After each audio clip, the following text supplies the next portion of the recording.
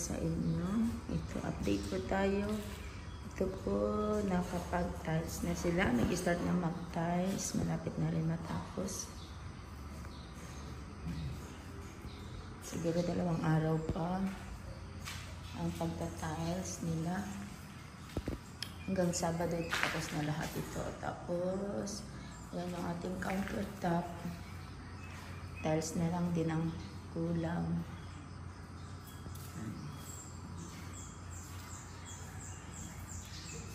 Tapos itong ating hagdan, ayan, meron na siyang hawakan. Pero maglalagay pa tayo ng kahoy dyan, guys. Maglalagay pa tayo ng kahoy dyan kasi ito ay masyadong maiksi para makuhan siya. Tapos akit tayo. Ito, lalagyan pa niyang plywood. Kagayan yan ang lalagay dyan. Tapos ito naman,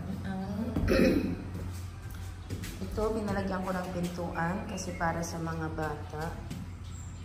Ayan, ilalak siya dito.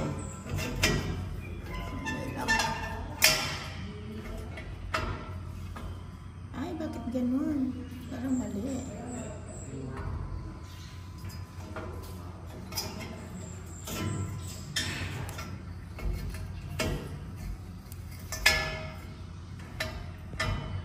Nababaksan pa rin ng bata pag hinila niya.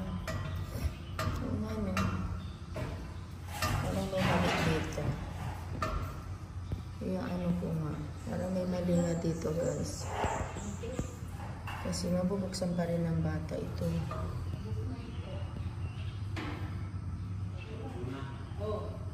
Dapat dito ay meron siyang lock.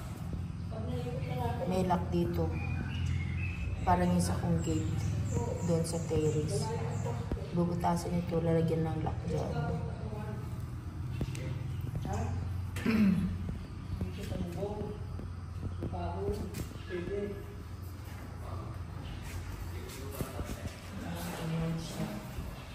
Tapos lahat, kulang na lang, linis na lang. Tapos yung mga ilaw na lang, kakapitan na lang ilaw. Yun na lang ang kulang, mga ilaw na. Yung tiles na, guys, yun.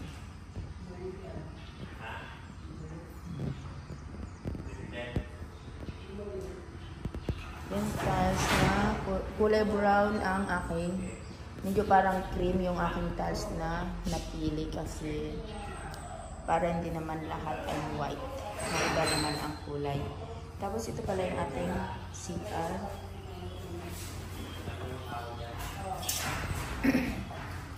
Ito yung CR. Buksan natin. Bakit? Ay, nakalak. Hindi natin pwedeng buksan ito. Ayun. Ganyan palang bukas niyan.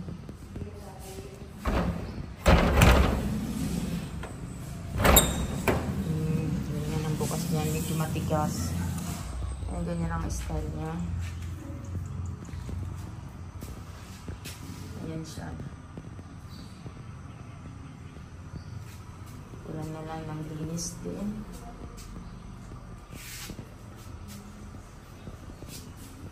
Ito, ang mali ko lang ito ay rough. Naghanap ako ng kulay brown na kakulay niya na madulas, kaya lang hindi sila available, kaya yan na din ang pinalagay ko sa dingding niya. Pero ang akala ko dati ang unahin ay sahig kasi actually papalitan ko sana ito ng itong kanyang wall. Papalitan ko sana ng mas madulas or mas makintab para hindi kapitin ng dumi.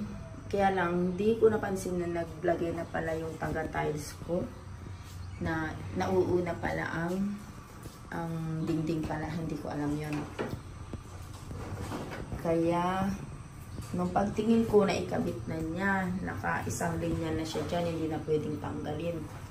Kaya sabi ko, sige na, ituloy mo na lang. Lilinisin na lang lagi para hindi siya dikit ang dumi. Tapos ito, lagayan ng sabon. Shampoo, ayun. Tapos nakapagpasukat na rin pala ako guys ng ating pangbintana, pangpintuan. Nakapag-order, mag-o-order na, kumbaga, napag-canvas na ako. Bali, susukatin nila bukas or ngayong araw.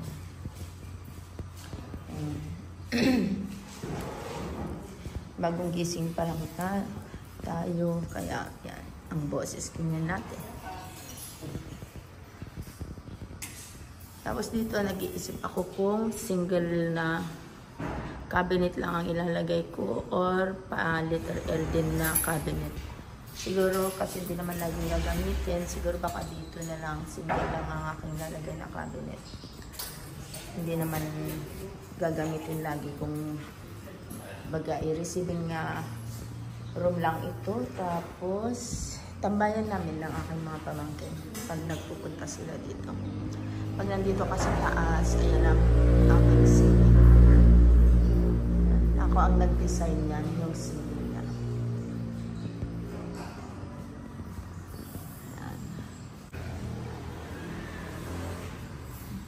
So ayan, labas tayo. Tingnan natin yung kanilang pintura. Nagpipintura na sila. Ayan guys, ang kulay ng pintura ko. Nakapaglagay na rin ng spandrel. Ayan, yan yung spandrel na nakapaglagay. Maganda rin ang paglagay ng spandrel.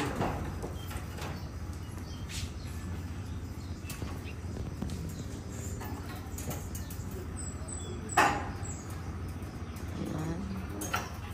Super.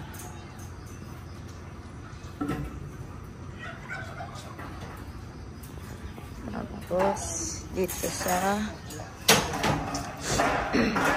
ito, naglagay tayo ng gate dito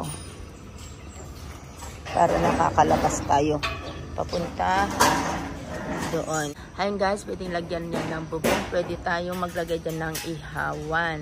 Mag-ihaw-ihaw dyan, pwede. Ito, ganito lang ang pinaayos ko na. Pinagawa kong gate. Ganyan lang siya. Hindi ko na pinaganda kasi sa likod lang din naman.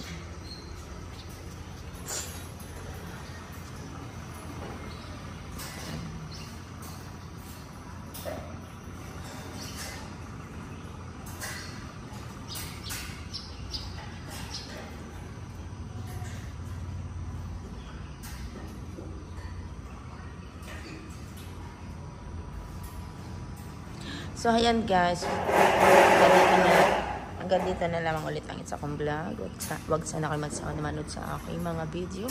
Maraming salamat sa inyong suporta sa aming channel. Thank you so much. At kung hindi ka pa po nakapag-subscribe, please subscribe, like, and share to your friends. Thank you so much. Bye-bye. Maasalam. Ingat po tayo palagi.